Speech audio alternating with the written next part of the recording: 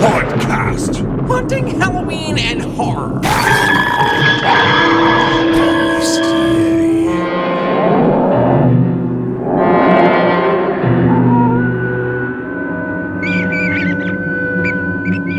Not sure exactly why, but here we are again. Hauntcast. We're kind of like shingles. We never seem to go away completely. At some point in our long ago run of Hauntcast, I split from my flagship segment, Theater of the Mind, and decided to do a piece centered around one specific creature. That segment became the Bestiary. Insects, zombies, cyborgs, ghosts, I felt all these critters deserved a little time in the spotlight. One extremely popular creature, however, never got any attention, despite being one of the most infamous baddies in all of Halloween and horror. This was because, in my opinion, they had been done to death by mainstream entertainment media, sanitized and romanticized and utterly castrated of their dark power. But I admit now that I was just being petty. I now feel I need to fix that. So without further ado, let me dust off the bestiary and show a little love to that beloved coffin-dwelling denizen of darkness, the vampire.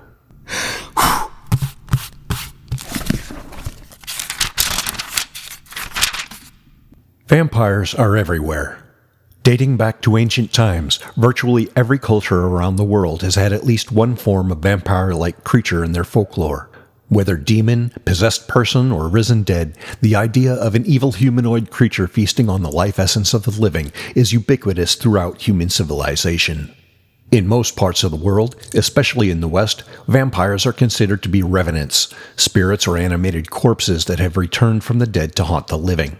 They sustain themselves by consuming the life essence of living beings, usually in the form of blood. But some cultures describe vampire-like creatures who drain life energy or consume internal organs instead. Historically, vampires were described as quite ghoulish and hideous in appearance, clad in funeral shrouds and often bloated with a dark and ruddy complexion. This was probably due to a lack of understanding of the process of decomposition. Without proper embalming techniques, most notably a failure to remove the internal organs before burial, decomposition gases would build up in the body. This would cause it to swell up and force blood and other fluids out through the mouth and nose and perhaps even the eyes. When people opened a casket and saw a corpse in that condition, they would misinterpret the deceased as being extremely well fed and engorged with the blood of its victims. The gaunt, pale creatures we envision today didn't really appear until the early 1800s. The modern idea of the vampire as charismatic and sophisticated didn't really come along until John Polidori's 1819 novel The Vampire and Bram Stoker's 1897 classic Dracula. Eventually, in the early 2000s, vampires devolved into whiny, angst-ridden teenagers, and the reputation of the vampire officially went to hell in a handbasket. I've got nothing in common with the vampires of today.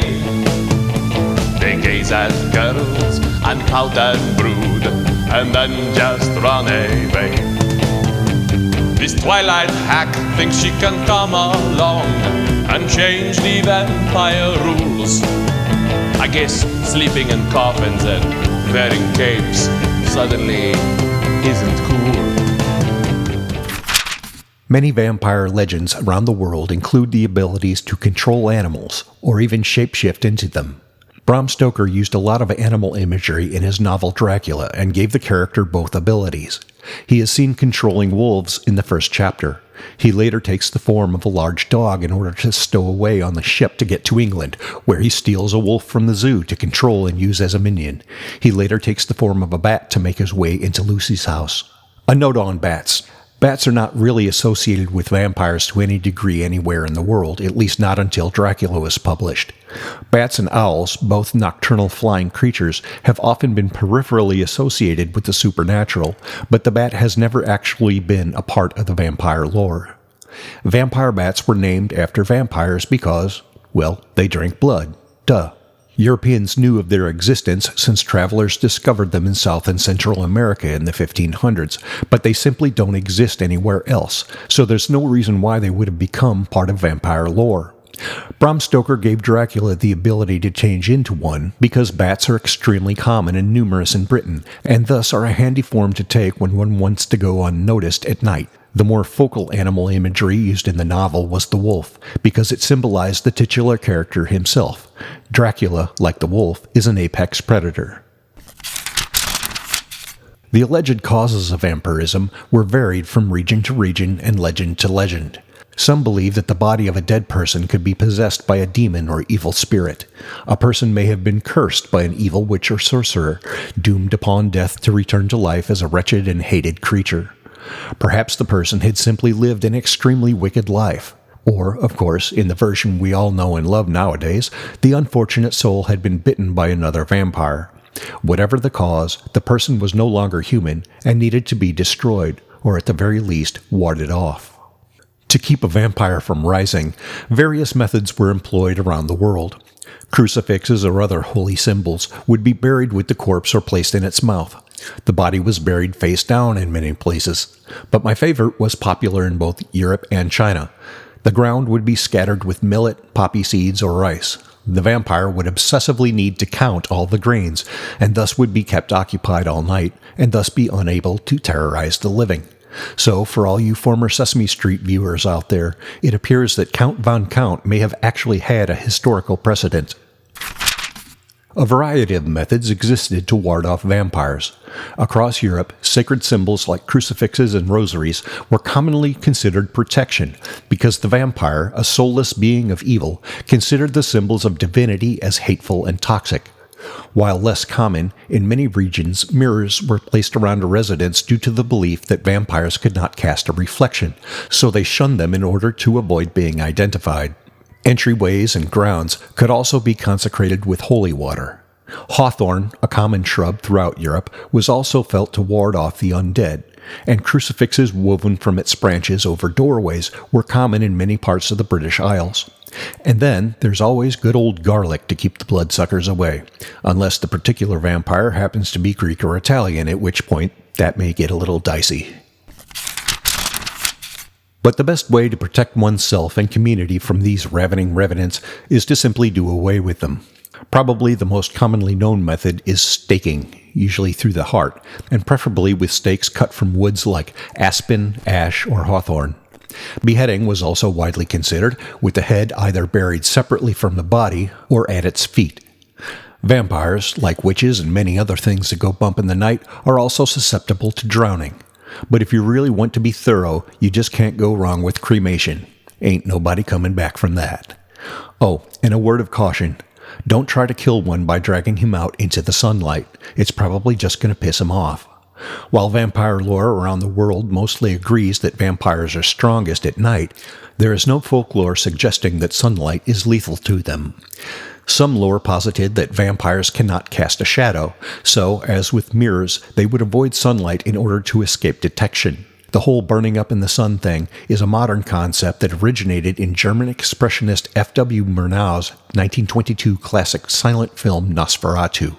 Historically, vampires can walk around in the daytime just like ordinary folk, maybe a little weaker and somewhat uncomfortable, but they don't die, disintegrate, or burn.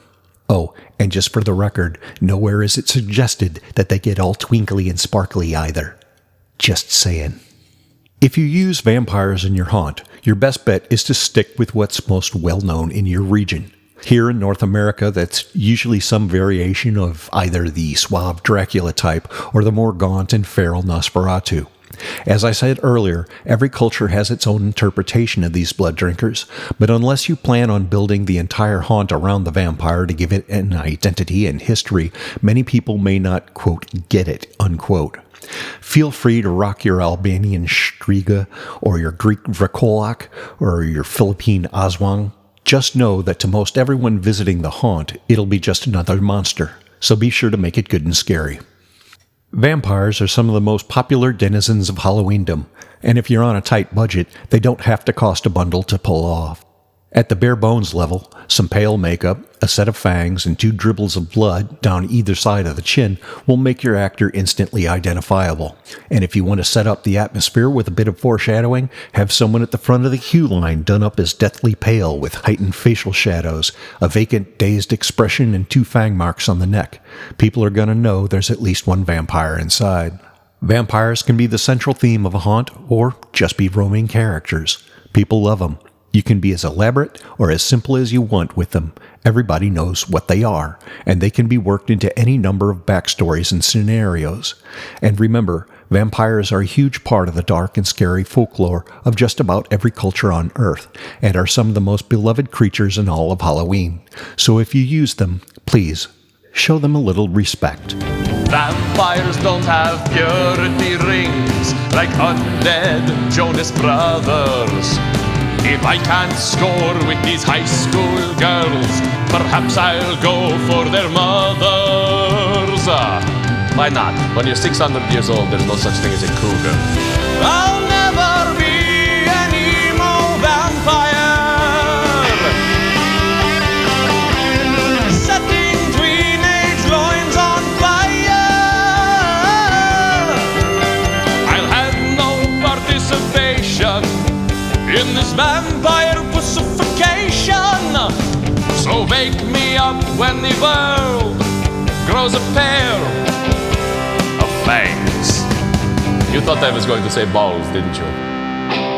Music credits in the show notes.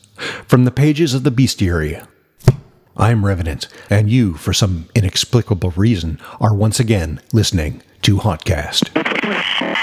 Please follow the podcast. Give us a 5-star review. Stalk us on social media, links in the description, and visit our blog page for more show info at hauntcastpodcast.net/blog. Until next time, stay scary. Go. God be with you. Wait! You just can't let them go? Go. Stay on the road. Keep clear of the moors.